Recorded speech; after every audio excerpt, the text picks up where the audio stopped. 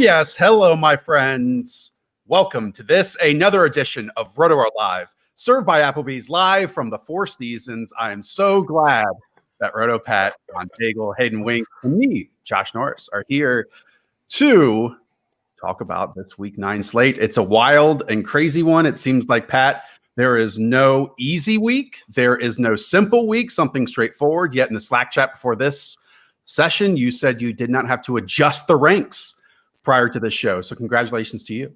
Thank you. Yeah, I mean, I can't even remember. It's been several years. Though you'll get like one out of every 32 Sundays where you don't have to adjust the ranks on Sunday morning, and today is somehow one of them. It's because I adjusted late Saturday, but still. Of course. Well, go and check out those rankings, everyone, by the way, on the front of the site right now. But you'll be joining us for the next 45 minutes. And we're going to help you set your optimal lineup. Start set questions, get all of those in Periscope, on Twitch, on YouTube. Great production crew helping us filter those, and we'll be answering those for the next 45 minutes. Before we get into those, Hayden Winks, though, I know that you and Daigle do a building block show on Friday afternoon. Who is, would you say, like the one definitive play that you're most certain that you need to have in your lineups this week? Well, I think this week it's easy because I think on Yahoo, on FanDuel, and on DraftKings, Chase Edmonds is slightly underpriced to severely underpriced for the role he's going to have. We don't think that any of the backup Cardinals running backs are going to be too involved. We know that Chase Edmonds is already catching almost 5 passes per game. Without Kenyon Drake, I think that the Cardinals are going to pass more. That'll help out the offense in general. The Dolphins are also really strong against the pass, in 29th in rushing EPA defense. So I think that Chase Edmonds can get somewhere around 20 touches in a fast-paced offense inside, and I think that he can be a really good DraftKings play. Daigle? Loads of questions personally about Lamar Jackson and this Ravens offense. And while, let's say if I had the choice between Justin Herbert and Lamar, I'd still start Herbert this week in a vacuum. But overall, I'm quite high on the Ravens offense bouncing back. And I know we say this every week. This total has increased, though, up to 48 throughout the week. And personally, I also know the Silva household has a combined Kia on the Ravens covering the spread. So very high on the Ravens bouncing back. J.K. Dobbins, Marquise Brown, squeaky wheel, Lamar Jackson as well, Mark Andrews in particular. I think this is the week all of those guys get going. The Silva sanctuary might not be as tranquil following this Sunday. I might miss the mortgage payment next month. All right. Again, now it is time to get into all of your start and sit questions. Pat, what a wild week. And I know Omar Gomez, who joins us often on this very show, needs our help. Who would you sit between Will Fuller, Chris Godwin, or Deontay Johnson in full point PPR? You know, it's kind of up in the air if Chris Godwin is playing, kind of trends towards probably he is. Deontay Johnson, we know, seems like he goes down with injuries each and every week in terms of full games played. And then Will Fuller has those Jacksonville Jaguars in a spot where the Texans are favored by 6.5 points today. Yeah, I'm not sure if the rest of the gang will agree, but I mean, so you start Will Fuller, and then I will go Chris Godwin over Deontay Johnson, despite two pretty uncertain situations there. But based on the rankings this week, I bet on Chris Godwin over Antonio Brown. We had a split on that. So, I mean, on the podcast this week, so it is genuinely up for debate. I really do think Antonio Brown will kind of be eased in, and Bruce Arians speculated 10 to 35 snaps. I mean, 35 snaps would be more than enough for Antonio to have a fantasy day, but I am giving Antonio a wait-and-see week. I mean, Chris Godwin's importance to this offense, I feel like it's become so clear in his absence. They really need him. I'm expecting probably at least 7 to 8 targets for Chris Godwin. And Deontay Johnson, you know, I want to love, unlike Hayden Winks, who does not like Deontay Johnson. But, yeah, I mean, it's getting tough to rely on Deontay Johnson. And, you know, on a day where they probably won't have to throw like 30 or 35 times, I feel comfortable basically getting Godwin in there and giving Deontay, like, let's just see what the heck's going on week. Any disagreements out there? No? Man, I have both Chris Godwin and Deontay Johnson as like a back-end wide receiver 3 play. Like, you don't know how the volume's going to get shaken out. You don't know about their injury statuses, but you do know that if things are going well, they can see 10-plus targets, so you can only move them down so much. All right. Next question. We go to Annabelle on YouTube. David Montgomery or DJ Dallas in full point PPR? Hayden, I feel like we have a little moment where David Montgomery, we have to joke about him that it's like 8 or 9 points every single week. No real upside every single week. But DJ Dallas is the third stringer on the Seahawks. We saw him get a couple of short yardage touchdowns, it felt like, last week. What do you expect for him in this matchup against the Buffalo Bills? Well, I think this is a classic ceiling versus floor option. I think both of these guys are going to be inside my top 20 rankings. I think David Montgomery his just volume is way more bankable than DJ Dallas is, but I do think DJ Dallas has way more upside if he has the same role. We don't know what Travis Homer is going to be doing this week. I probably would start David Montgomery, but if you were like projected to lose by 10 points in your season-long league, I would throw in DJ Dallas and chase the upside. Daigle, I know that DJ Dallas could maybe give some more opportunity this week to Travis Homer, right? But just from looking at the spreads right now, you have the Seahawks as 3-point favorites. You have the Chicago Bears as 6-point road dogs. In every single one of those matchups, I'd rather have the favorite running back, and that is DJ Dallas here. I also saw that Joe Fan, NBC sports writer for the Seahawks, came out this morning because a fan had asked him, because everyone pelts beat writers with questions for fantasy on Sunday mornings, and said that he actually believes Homer and DJ Dallas are going to split. Because remember, Homer went into that game as a game time call last week, was basically activated as an emergency option, and that allowed DJ to handle 18 of the team's 19 running back carries. So I don't think it's going to be a split, but I'll say I do think it'll be closer to 60-40. Dallas would still be the pass catching option. So I'm actually leaning towards David Montgomery this week, whereas if you asked me middle of the week, I would have said Dallas. Pat, speaking of split backfields, time to ask about Leonard Fournette from Travis Accord on YouTube. Leonard Fournette or Juju Smith-Schuster in half-point PPR? While we haven't been thrilled about Juju in the past, Pat, I feel like this is a pretty easy Juju spot for me. I wouldn't agree with that. I'll bank the running back touches still, even though I look for reasons to bench Leonard Fournette, and it's kind of unclear like who the Bucks goal line back actually is, or who the Bucks anything back is. You know, they come out and call Leonard Fournette the nickel back, and then they just keep daring Ronald Jones to drop passes. It's a very weird dynamic there in that Bucks backfield right now. But yeah, I'll go Leonard Fournette, and what I'm hoping is a close game with a lot of touchdowns. Whereas Juju, you know, he should get nice volume today, but it's been low ceiling volume. We don't know if the Steelers could just run all over the Cowboys at will. And it's not like I view Juju as unsafe. I just don't see a ton of Juju ceiling today. One of the Steelers receivers is going to have a good day. I genuinely don't have a lean which one. I have no idea. Hayden, over to you. Let's talk about the Los Angeles Chargers here for a moment. The Hibachi joins us, it feels like, each and every week. Mike Williams or Darnell Mooney in full point PPR. We've seen Justin Herbert raise the ceilings of Keenan Allen, raise the ceilings of Justin Jackson. Can he do the same thing with Mike Williams? I have Mike Williams, I think, inside my top 25 receivers this week. Wow. The offense has changed. Mike Williams is a perfect pairing with Justin Herbert. I would throw away the box scores earlier in the year. Keenan Allen should play, and a sore throat could only hurt you so much, but that's just the cherry on top. Mike Williams and Justin Herbert were made for each other. I think that you want to be investing in the Chargers offense, so it's Mike Williams. I like that. I like that very much. Let's continue on with that Chargers discussion. Here you go, Daigle. Sam G, I'm super high on Justin Herbert, as you should be. He's a top 5 quarterback this year. Would you start him over Lamar Jackson? I would. There is a little bit of concern because I do know it was a sharp group that came in and bet this total down. However, I'm still very high on the Chargers offense. And as we know, Raiders 23rd in pressure rate, the second to last adjusted sack rate. So their defense does not present a challenge against Justin Herbert and Keenan Allen, who we also now know is now healthy and active for this game. So I like that. I like that environment. I like Derek Carr, Aguilar, and Henry Ruggs a lot as well. Pat, let's continue on with the quarterback questions. We always love them here from No ZD. Should he start Ryan Tannehill or Cam Newton? He's playing against Aaron Rodgers this week. So should I play the higher ceiling option and try to match the output that Aaron Rodgers put forward on Thursday Night Football? Very specific. We love the specifics here. It's tough. I mean, I have Tannehill with the rankings advantage, even though like one of my go-to stats was during the week was he has fewer than 20 completions and back-to-back losses. It's, hard to kind of see, even if as bad as the Titans defense is, it's kind of difficult to envision this being a shootout. And it's also easy to envision Cam Newton just running for 2 touchdowns against the Jets. But the Patriots offense is just too dispiriting right now, I feel like, to really count on Cam Newton if you have an option like Ryan Tannehill. So you've ever hurting for options, you can still make a very reasonable upside QB2 argument for Cam Newton.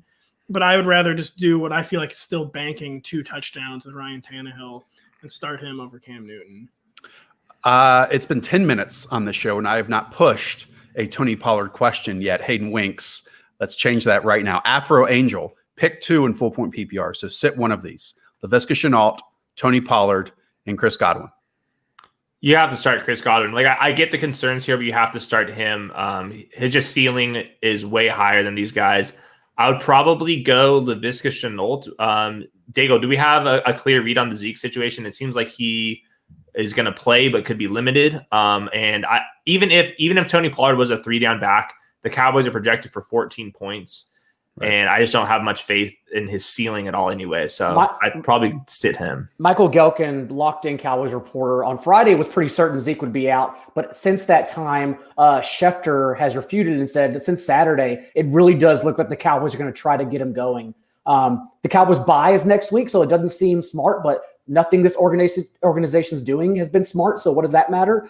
So I just think it's very concerning if you go into the afternoon with Pollard, knowing that Zeke's going to play, because it's the worst case scenario that they both just share touches, because Zeke has already been bad getting the full workload. And now he's going to split them injured. Like, come on, let's all calm down.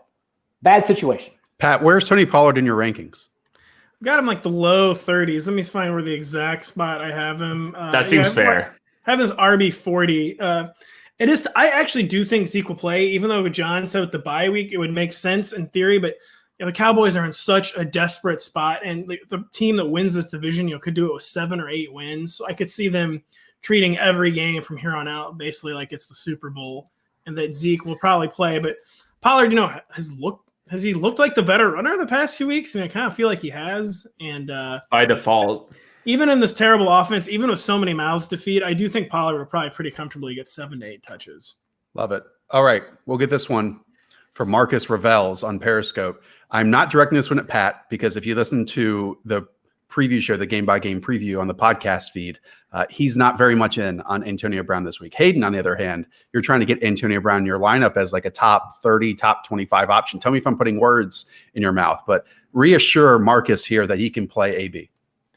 Yeah, I have Antonio Brown like as an upside wide receiver 3 play. Daigle said he was an independent voter on Antonio Brown earlier in the week, so I'm curious where Daigle has settled in on the debate. I'm not going to budge. I still think he's middle of the road wide receiver 3 this 1 week. I have him a lot of places. For instance, I am starting him over Damian Harris in a flex in a home league this week. So that's kind of where I'm at right now with him. Like literally middle of the road, not as high as the rest of the industry. Interesting. Apparently it's insanely low. I'm doing wait and see wide receiver 4 on AB this week. Got it. All right. Let's go on over to more DJ Dallas questions, because I know a lot of people out there have them. Terry Joe Leaf on Facebook. Pick 2, Tyler Lockett, Michael Thomas, and DJ Dallas. Thanks. I mean, you're starting Tyler Lockett no matter what. So it comes down to hedging on Michael Thomas, who played against these Tampa Bay Buccaneers in week 1, just 17 yards, or getting the volume, even though Michael Thomas probably has that too, and DJ Dallas. Daigle, what do you think? I am going Michael Thomas. I'm firing Michael Thomas up as a low-end wide receiver 1, if only because the rankings do not allow you to push him further forward, because there are a lot of like great receiver plays in the top 8 this week. But I'm going back just for the target volume. The secondary for the Bucs are not a concern here, because we know Michael Thomas is going to get all of his targets basically within 6 yards of the line of scrimmage. So he has a high floor immediately. Drew Brees has been targeting like a different rando like 8 or 9 times every week. Like he's going to very comfortably be targeting Michael Thomas at least 9 to 10 times this week. I like it. All right. I know a lot of people out there have their eyes on this Seattle Seahawks Buffalo Bills matchup. Obviously, the Seahawks are 3-point favorites, a massive total of 55. It is Russell Wilson versus Josh Allen, probably the best game on the 1:00 slate. So we got our very own NBC Sports' Warren Sharp to take a little deeper dive on this game. It's great for the Bills offense to pass the ball, and it's bad for the Seahawks defense. Hopefully Buffalo will end up passing the ball in these situations. That will give them the highest ceiling to see success and put up points, which they will need to do against this Seahawks offense, which has done very well and is in a very good, advantageous situation to be very productive. We know Russ does not sleep. He does not start lazy. He does not start slow on these East Coast games, plays very well. And this Buffalo Bills defense has been abused by a lot of people. Their own scores, while we're talking about the Bills' offensive scores being reduced a little bit by some of this this weather. Bear in mind, it goes two ways, and opponents' offensive scoring has been reduced a little bit by some of this bad weather too. The Bills got very fortunate the last two games. They played two terrible offenses, the New England Patriots and the New York Jets. Both of these offenses are very bad. They also got to face the Kansas City Chiefs in this drizzle and wind and a little bit of heavier rain mixed in throughout the course of that game, and that held the Chiefs offense in check. Prior to that, they were giving up points in bunches to a lot of different teams. This Bills defense is nowhere close to what it was in 2019. That is a liability for them. I expect the Seattle Seahawks to have a lot of success here too. It's going to be fascinating to look at which offensive coordinator is dialing up the right plays at the right point in time, because I do think this game could be very competitive back and forth, but it's going to come down to which plays they choose to dial up, how aggressive they choose to be, and executing those plays, because I could see both these teams scoring enough to win this game. It's just going to be a matter of which one does it at the right time and which defense steps up to make a play here or there. Going to be a great game. Best 1 o'clock game on the board.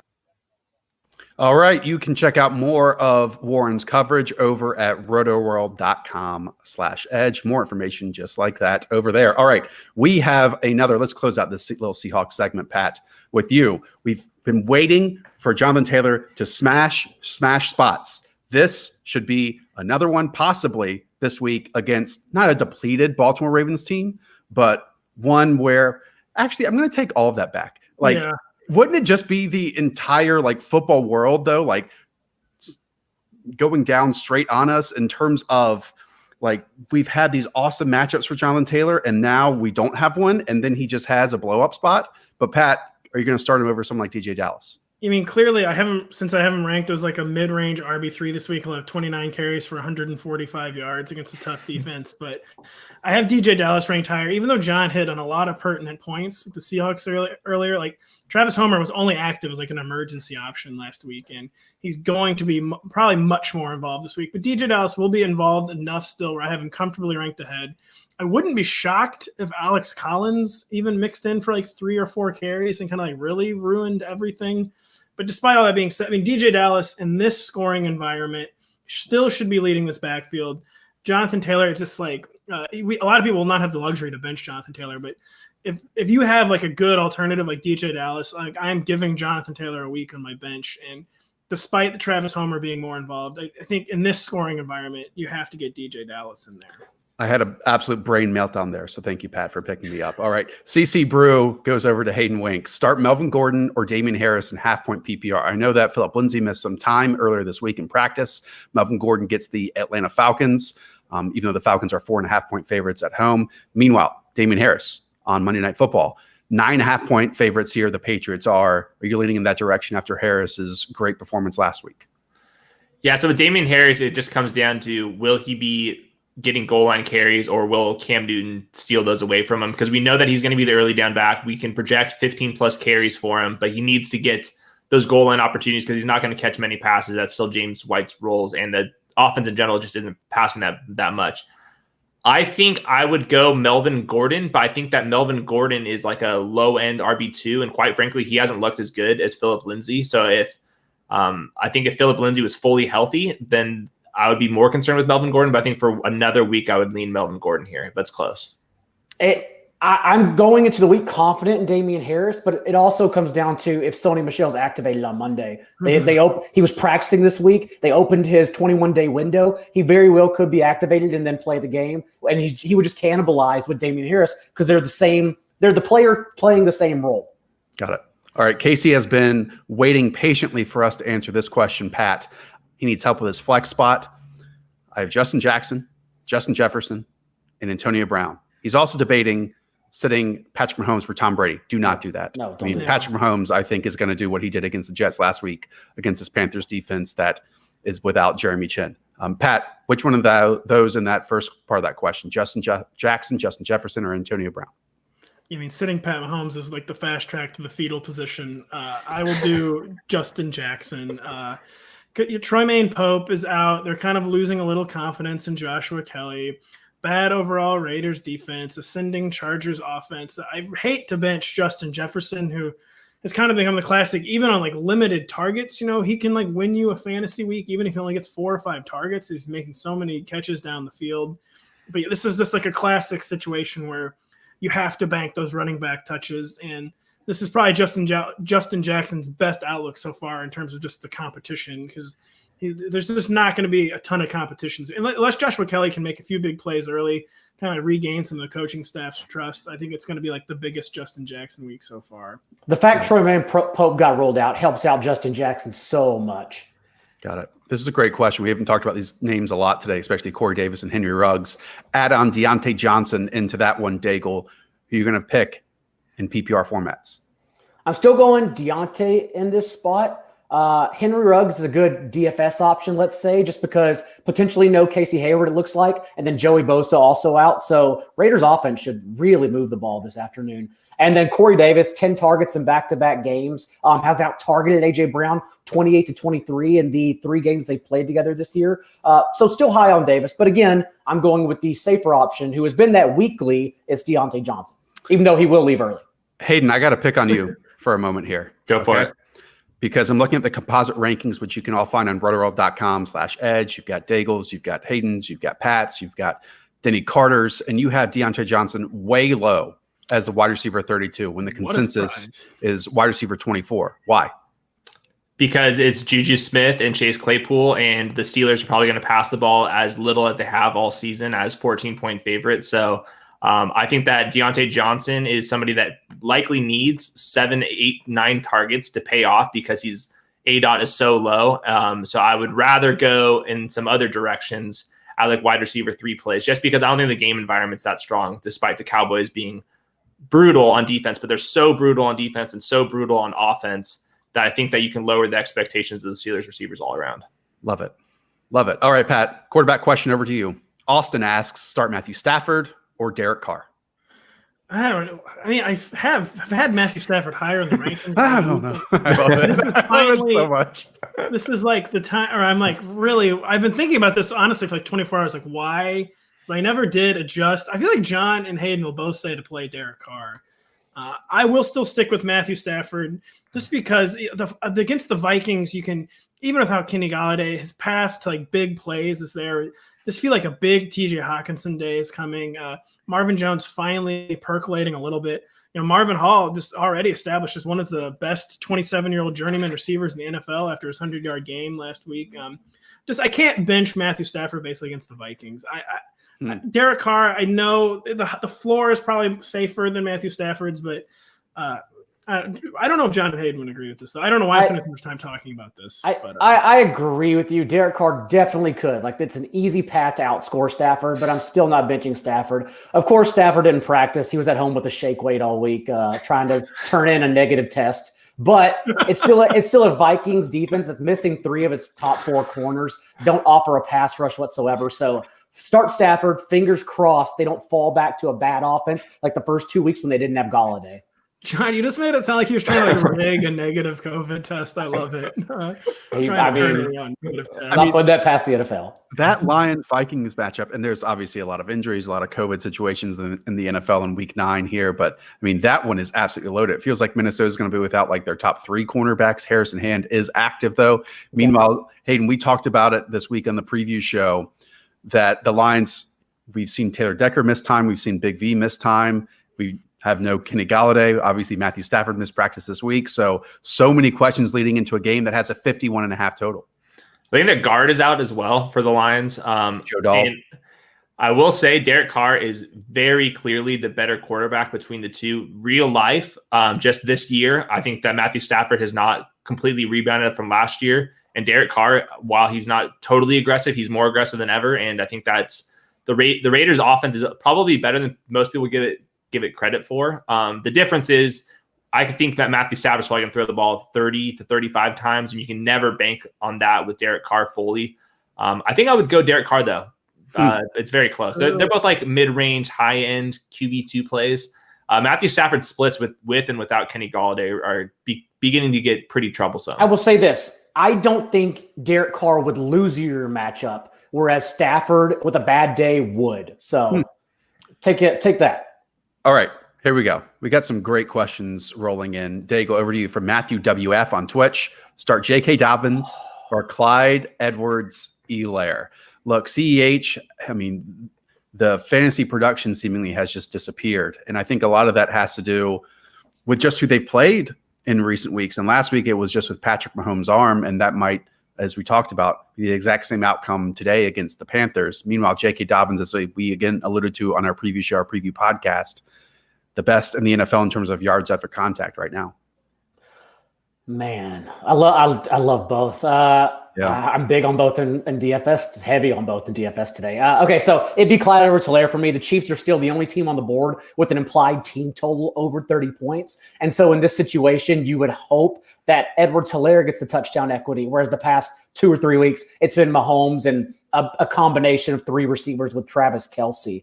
I'm high on Dobbins, sure, but Edwards-Helaire, the touches with Le'Veon Bell, while of course the workload has gone down, they're a bit skewed still since Edwards-Helaire with the starters have come off in the fourth quarter now in 2 of the past 3 weeks. So I still think you should have faith in Edwards-Helaire as a mid-range RB2.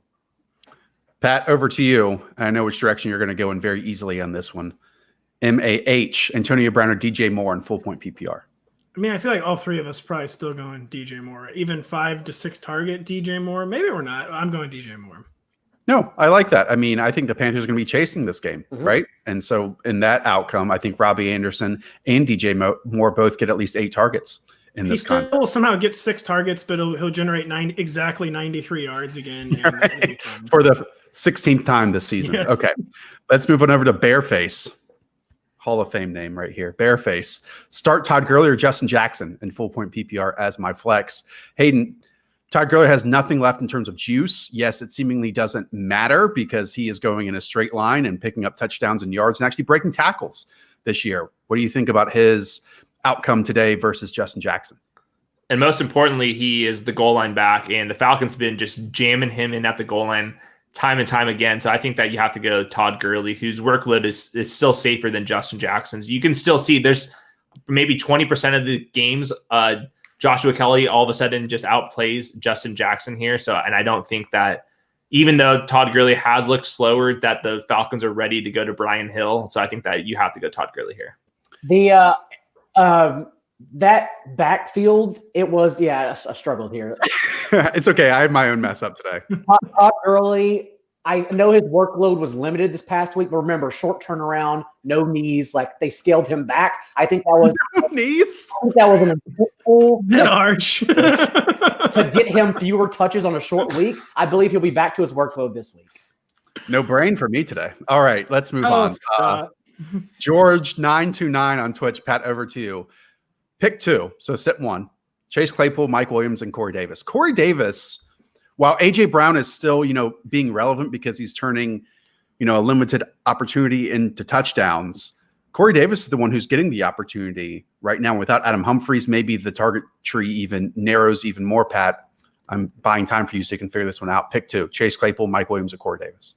Man, I'm benching Corey Davis, but I'm not loving it. He just had a second highest receptions total and yardage total of his career, and now Adam Humphries is out, which kind of like solidifies the targets floor. And he's had a kind of deceptively high floor, 70 yards in 3 of 5 games, 4 catches in 4 or 5 games. And like I said, with no Humphries, I think that's pretty banked in today. But I still would rather take like a shot at a really big game from Mike Williams. And also just even against the Cowboys, we've talked about like the game concerns that I'm taking shots at huge days from Chase Claypool and Mike Williams instead of Corey Davis, who really, like, even a good day for Corey Davis is like 5 catches for 70 yards, despite last week's 128 blow up.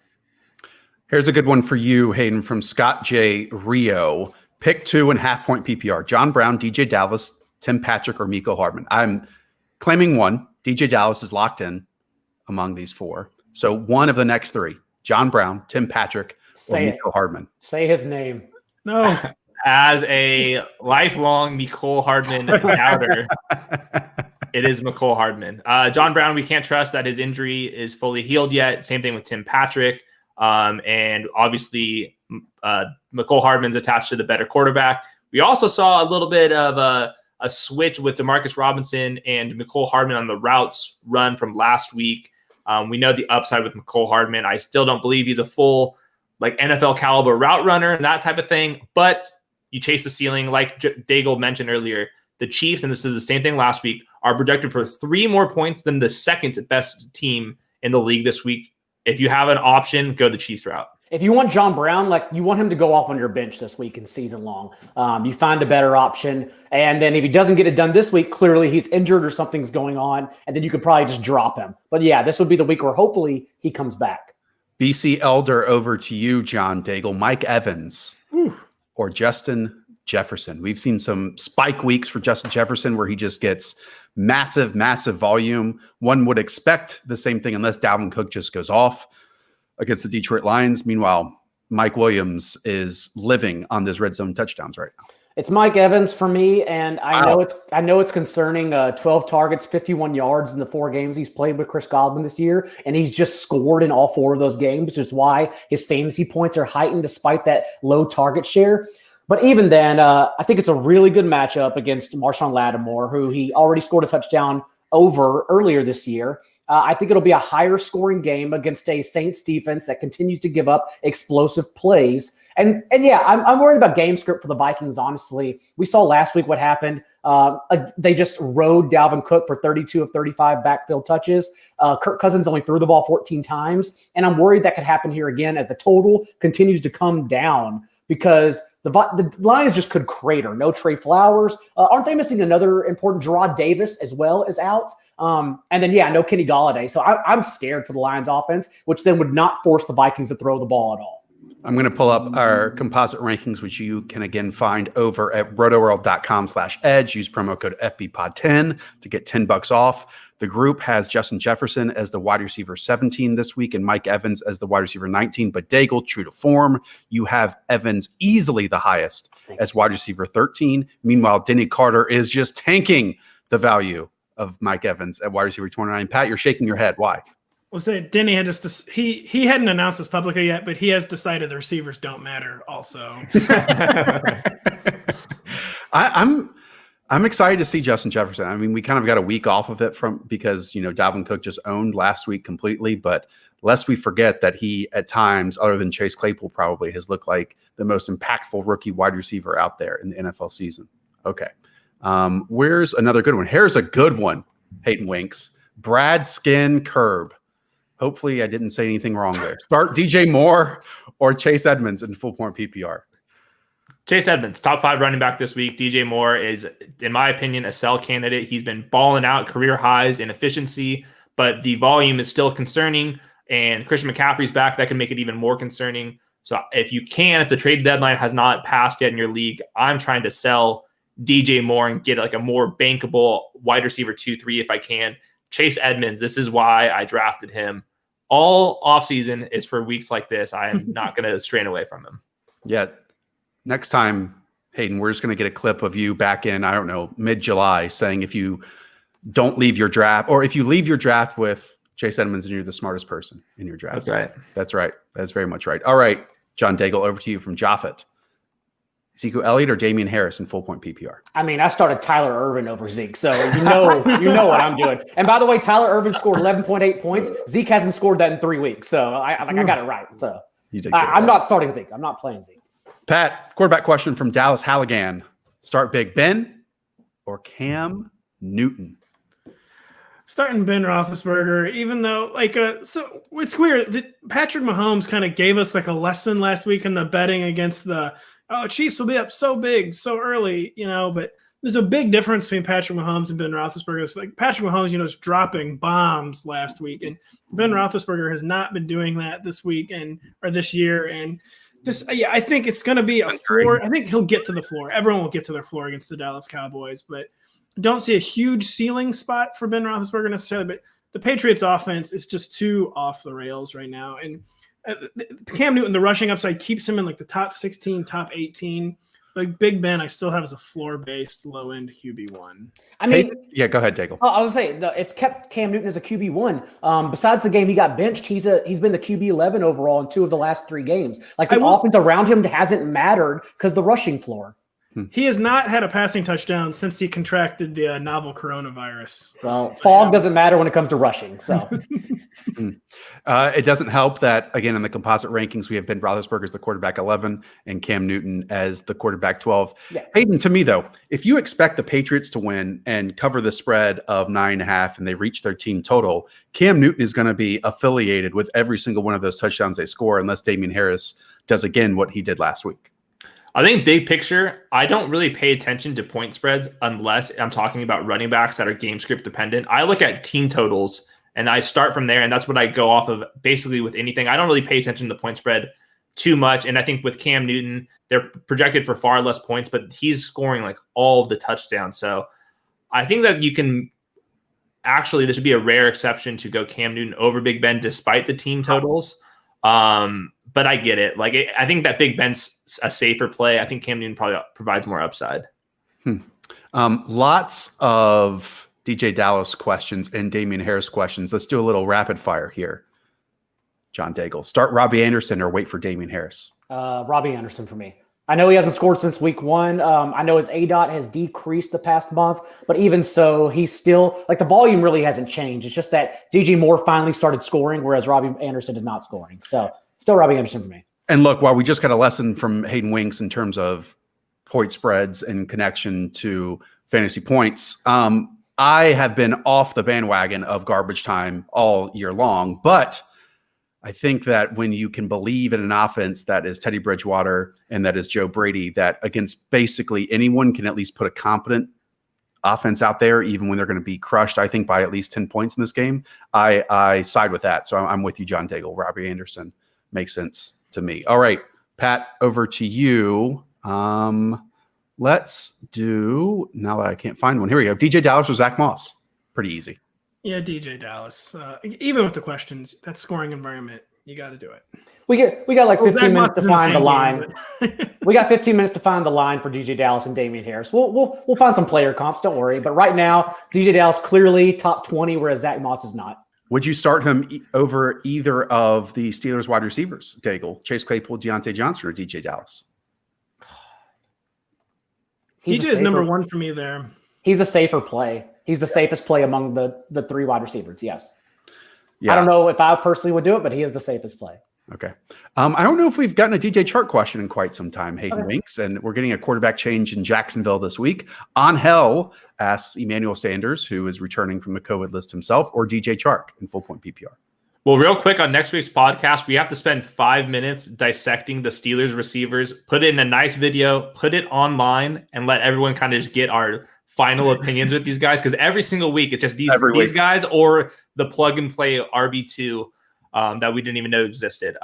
Between these two, it's DJ Chark. I have DJ Chark as a good rebound candidate. Obviously, there's quarterback concerns, but Emmanuel Sanders has volume concerns with Michael Thomas back and basically the Saints' number 2 receiver. While they haven't been good, they also haven't been very productive either. And I think that DJ Chark in a really good matchup could actually pop off. I think he's a good DraftKings play as well. Hayden said this either on the preview show or the DFS Friday show. It all runs together now. But he said that in an ambiguous situation, you should just lean on the most talented wide receiver. That's the risk. And so that was me. I said, was it you? Okay, Pat. Like I said, it all runs together now. So it's a good point. And so yes, DJ Chark among this offense. I think I stole it on the Building Blocks show. Did not get any. There you go. I mean, so I actually said it in week 3, so we all win. All right. Let's go over to Frenchie45. Hello, chaps. Sit 2 running backs, Pat. Loaded question here. So choose just one of these to sit. Jordan Howard, Jonathan Taylor, Ronald Jones, Devin Singletary, Philip Lindsay, and we'll get someone else to name the second one. I'm still going to bench Jordo just because even though he's in theory maybe the lead back. I mean, I think John tweeted out his exemplary rushing line. I believe 14 carries for 18 yards. 18 carries for 14 yards and 3 touchdowns. You're giving him too much credit. Yeah, so, I mean, the guy, I don't know if I'd ever even heard of Salvin Ahmed. Maybe he'll just end up leading this backfield. I don't know. Jordan Howard, just why? Just no. Before I get, Hayden, your thoughts on the second running back here, we haven't gotten any questions about Cardinals. We haven't gotten any questions about the Miami Dolphins. We have no understanding of exactly what Tua is in this offense because of what the defense did to the Rams last week. But what's your thoughts on like Devontae Parker, on Preston Williams, on Mike Gesicki in a matchup against the Cardinals, which at best is a league average unit?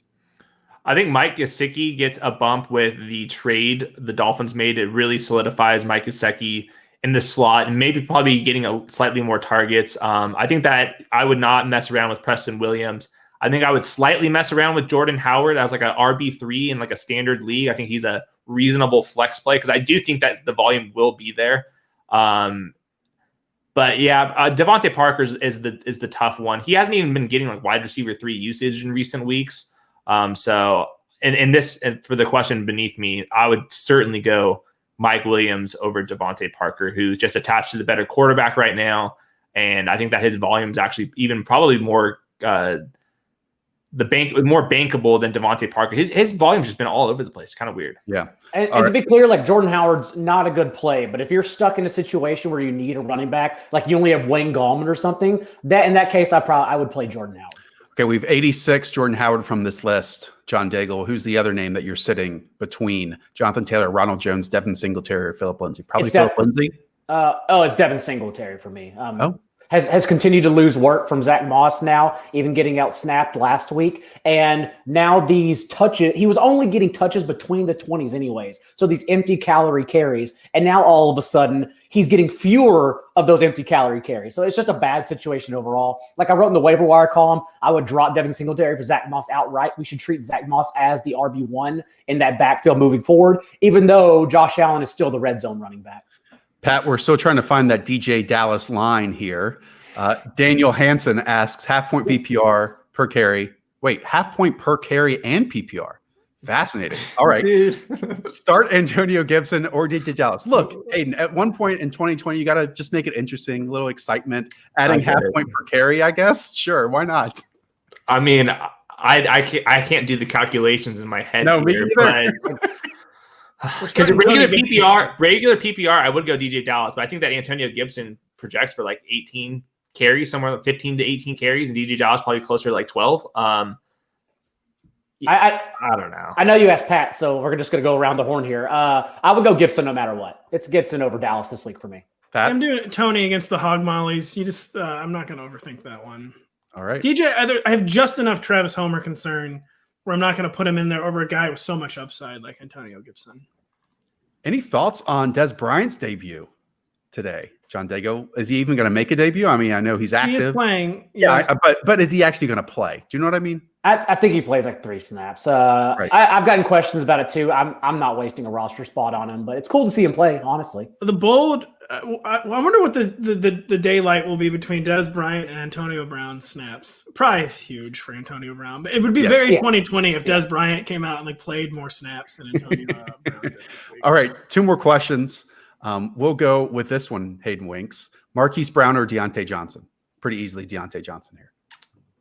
Pretty easily? Yes. I don't know. I think Marquise Brown's in a pretty good spot. Little squeaky wheel narrative. Sure. Deontay Johnson, I mean, his floor is just as low as Marquise Brown with all the injury concerns and the game environment. I think that Marquise Brown, I think this was a good note that Lamar Jackson's playing indoors in a dome for like the second time in his career with the squeaky wheel. I think that there's reason to believe that the Ravens could actually bounce back here. All right, Daigle, going to close with you. Tony Pollard or Christian Kirk? Christian Kirk has like 2 or 3 touchdowns in his last 2 games played. Are you going to go with Tony Pollard here, who might lead his backfield in touches in an awful matchup?